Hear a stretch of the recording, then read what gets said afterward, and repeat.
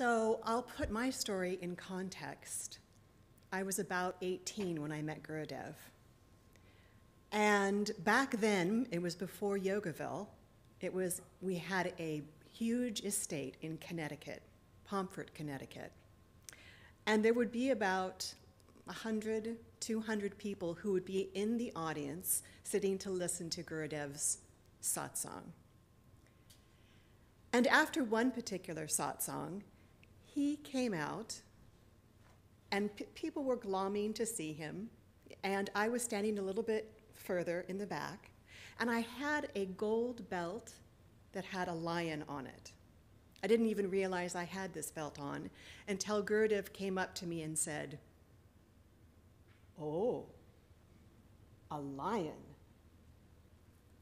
And I went, "Rawr!"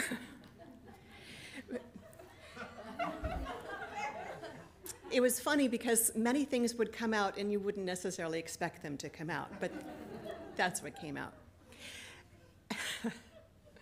And so at the time I thought, oh my gosh, I can't believe I just did that. But later, it occurred to me that he was kind of encouraging of that.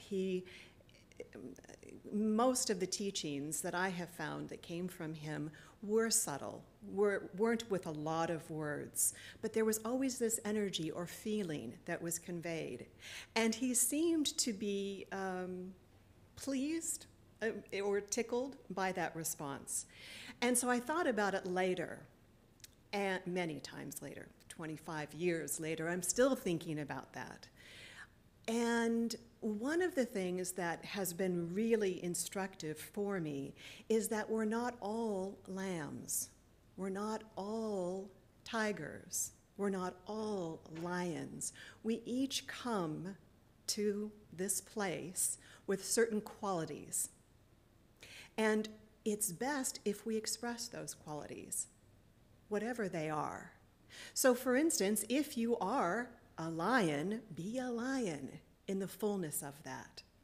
If you're a lamb, be a sweet lamb, but be true to how the universe, God, brought you into this world.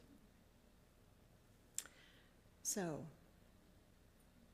the second story I'd like to tell is back in the day. Do you remember, who remembers Star Wars? Okay. So he's jumping up and down in the back. So back in the day, you know, now Star Wars is somewhat of an old hat, but back in the day it was a brand new story. And there was first R2-D2 and C-3PO. And if I remember correctly, R2-D2 was the little round unit, is that right? And then the gold fellow was R2-D2, is that right? Oh, yes. So we were in San Francisco, and there was a whole bunch of us there with Gurudev. And across the street, there was R2-D2 and C-3PO doing their thing. And everyone was clamoring and excited, and look at that, and how is that happening? And someone, turned out to be me, said, look at down the street. There was a fellow with a little mechanism who was operating it. And so I got to say in my somewhat quiet voice, it's over there. He's programming it over there.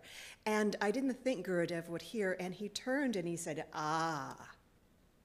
always look deeper. So what that means to me now, after, again, all these years of rethinking, re-experiencing, and wondering if there's some other facet that I have yet to learn or understand, is don't necessarily go to what's your first response. Don't necessarily go to what the culture tells you is going on. Look a little deeper.